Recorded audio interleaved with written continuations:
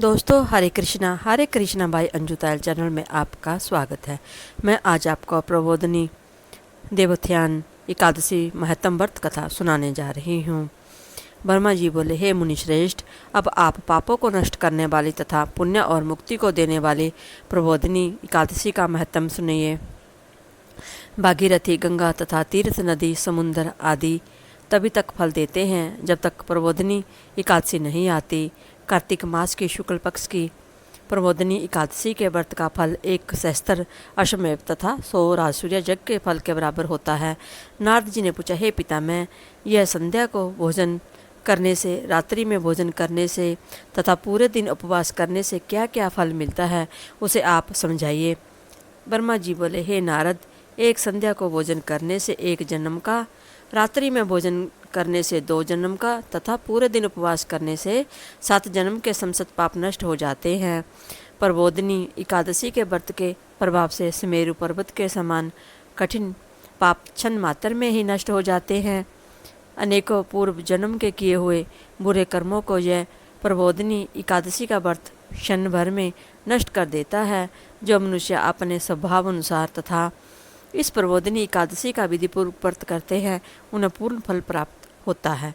हे मुनीश्वर, जो मनुष्य श्रद्धापूर्वक थोड़ा भी पुण्य करते हैं, उनका ये वह पुण्य पर्वत के समान अटल हो जाता है। जो मनुष्य हृदय के अंदर ही ऐसा ध्यान करते हैं कि प्रबोधिनी एकादशी का व्रत करूँगा, उनके 100 जन्म के समस्त पाप नष्ट हो जाते हैं।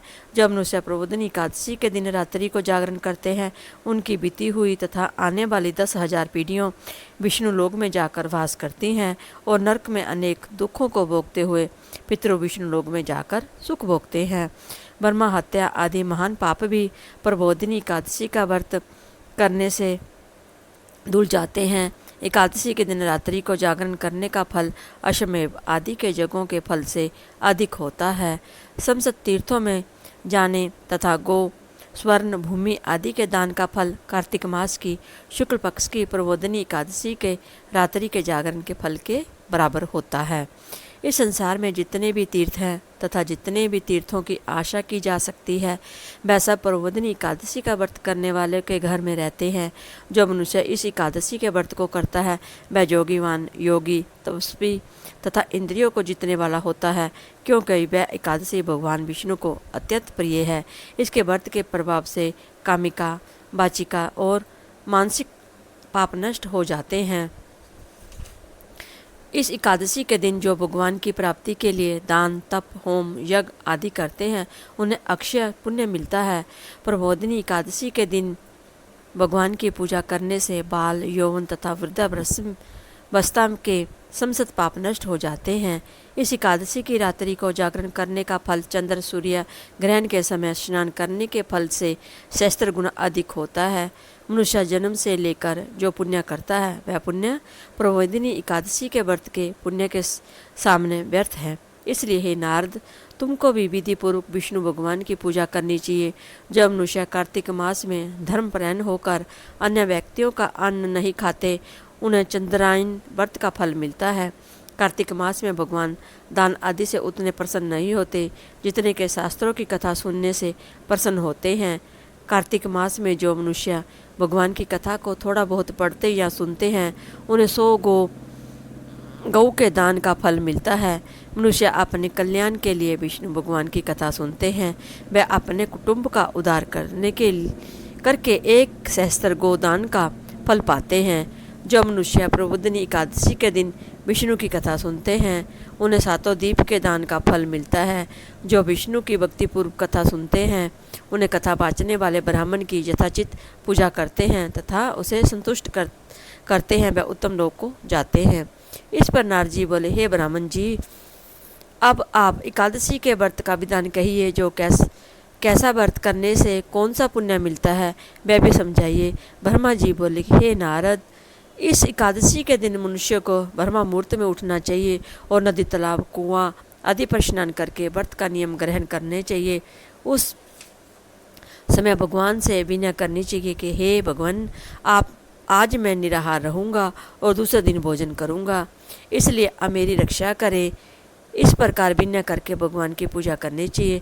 उस रात्रि को भगवान के समीप गीत, नृत्य, बाजे तथा कथा आदि से व्यतीत करनी चाहिए। प्रबोधिनी एकादशी के दिन कृपणता को त्याग कर बहुत से पुष्प, फल, अगर, धूप आदि से भगवान की आराधना करनी चाहिए। शंख के जल से भगवान को अर्घ्य देना चाहिए। इसके समस्त तीर्थदान आदि से करोड़ गुना फल अधिक होता है। जो मनुष्य पुष्प से भगवान की पूजा करते हैं उनके सामने इंद्र भी हाथ जोड़ता है।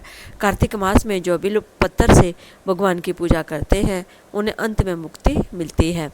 कार्तिक मास में जो मनुष्य तुलसी जी से भगवान की पूजा करता है उनके 10,000 जन्म के समस्त पाप नष्ट हो जाते हैं।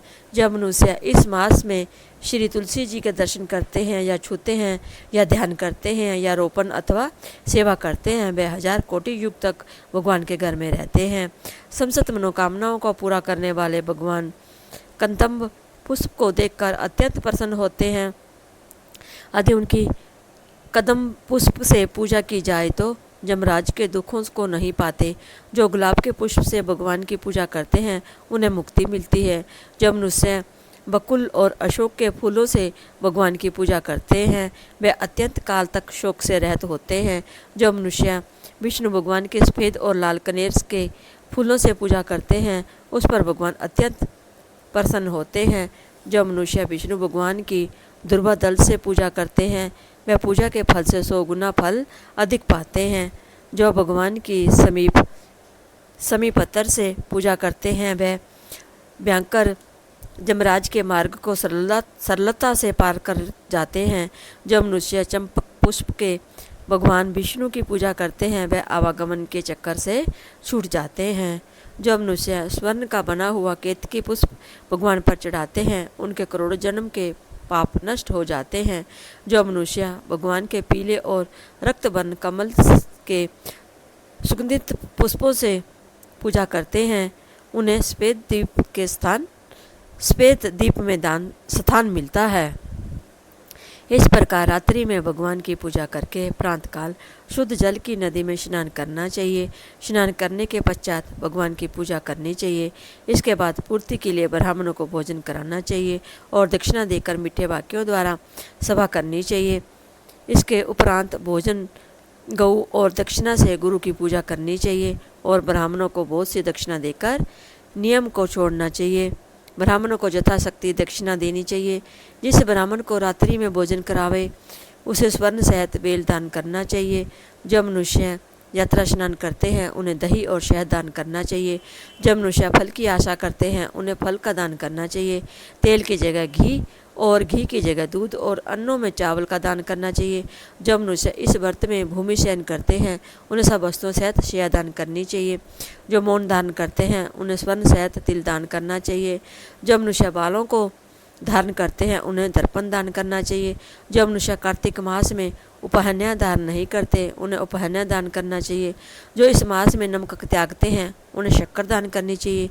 जो मनुष्य नित्य प्रति देव मंदिरों में दीप जलाते हैं उन्हें स्वर्ण या तांबे के दियों को घी तथा बत्ती सहित दान करना चाहिए। जो मनुष्य चतुर्मास्य व्रत में किसी वस्तु को त्यागते हैं उन्हें उस दिन से पुण्य ग्रहण करना चाहिए।